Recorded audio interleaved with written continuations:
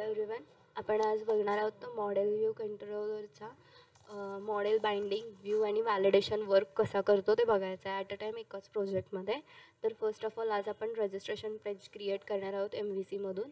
तर त्याच्यात आपलं MVC डिवाइड कसं होणार आहे बघा. तर मॉडेलमध्ये आपलं सगळं लॉजिक येणार आहे, जे व्हॅलिडेशन्स असतील ॲप्लिकेशनसाठीचे, तुमच्या रजिस्ट्रेशनसाठीचे डिटेल्स अँड व्हॅलिडेशन रूल्स आपल्या मॉडेलमध्ये येणार आहेत. व्ह्यूमध्ये तुमचं सगळं HTML पेज येईल, ज्याच्यात तुम्ही डिझाईन केलं असेल की तुमचं रजिस्ट्रेशन पेज तुम्हाला कसं पाहिजे, ठीक आहे.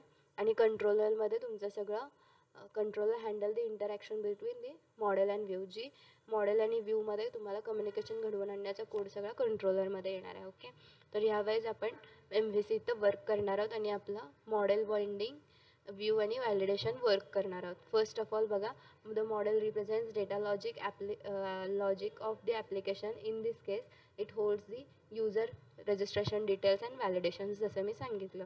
ओके, तर हे पेजमध्ये काय काय येणार आहे, युजिंग सिस्टम आपल्याला मेन्शन करून compound and bowled data annotation mention करायचं आहे.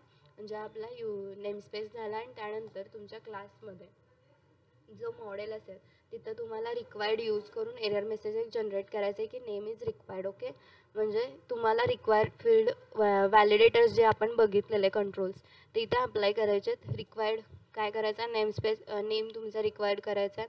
नंतर त्याच्यासाठीची लेंथ असेल, केवढी लेंथ असेल किंवा काय, तर आपण ते मेन्शन करायचं आहे. जर लेंथ जास्त असेल तर तिथं मेसेज पण डिस्प्ले केला पाहिजे आणि ते नेम गेट अँड सेट मेथडनं स्टोअर करून घ्यायचे.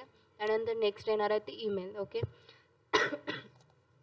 ईमेल तो व्हॅलिड आहे की नाही चेकआउट करण्यासाठी ईमेल व्हॅलिडेशन पण आपण इथनंच प्रोव्हाइड करणार आहे आणि तिथनं गेट आणि सेटमधनं ती व्हॅल्यू आपण सेट करून घेणार आहोत. ओके, तर याच्यात बघा, first required attribute ensure that the field must be filled out. Okay, नंतर string length attribute limits the length of the name.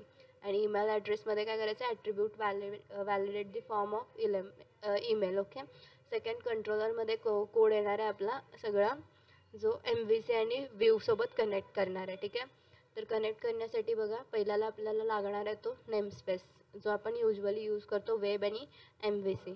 ठीक आहे, त्यानंतर आपला कंट्रोलर मेन्शन करण्यासाठी आपण कोलन कंट्रोलर क्लास इनहेरिट करणार आहोत. त्यानंतर गेट रजिस्ट्रेशन फॉर्म करायचा आहे आपल्याला. पहिला रजिस्ट्रेशन फॉर्ममधनं सगळं व्हॅल्यूज घ्यायच्या आहेत. त्यासाठी काय करणार, तर public action result register return view करणार आहोत, जिथं आपण व्ह्यू रिटर्न करणार आहोत, म्हणजे डिस्प्ले करणार आहोत आपलं व्ह्यू पेज. ठीक आहे, त्यानंतर ते जी काय व्हॅल्यू असेल ती पोस्ट करायला लागणार आहे आपल्याला सर्व्हरकडे किंवा डेटाबेसकडे.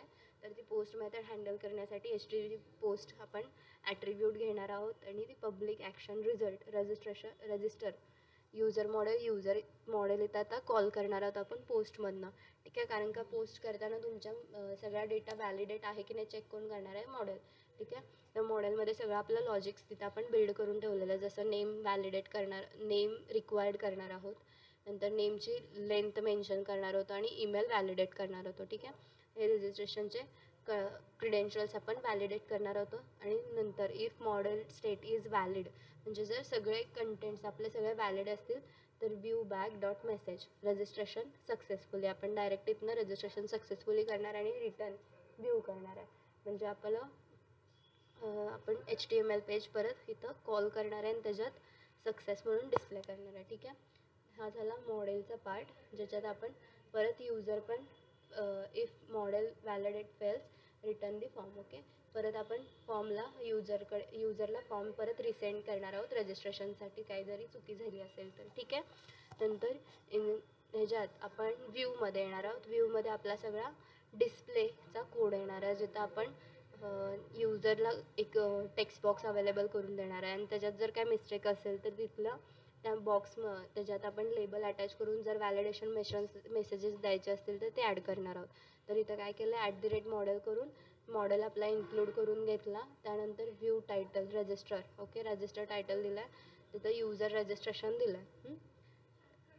त्यानंतर using HTML.begin form register user आणि फॉर्म मॉडेल डॉट पोस्ट. आपल्याला युजरसाठीचा आपण फॉर्म मॉडेल देतो आहे. तिथनं लेबल एक दिला आहे, लेबलसाठी नेम दिला आहे, आपण टेक्स्ट बॉक्स दिला आहे आणि व्हॅलिडेशन मेसेज डिस्प्ले करण्यासाठी तो एक पॉईंट दिला. ठीक आहे, त्यानंतर आपण ईमेल घेण्यासाठी टेबल, टेक्स्ट बॉक्स आणि लेबल, टेक्स्ट बॉक्स आणि व्हॅलिडेशन मेसेजसाठी आपण एक अवेलेबल करून घेतलेलं आहे.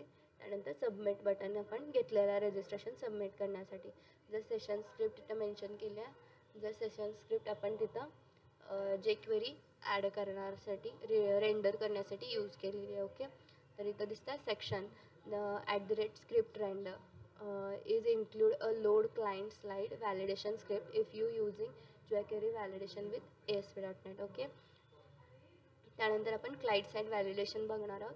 क्लायंट साईड व्हॅलिडेशनमध्ये बघा, by default ASP.NET MVC uses unobstructive JavaScript to enable the client side validation. This reduce the need of round trips to the server, improve new experience. The validation script are automatically wired up when you use @HTML validation message for.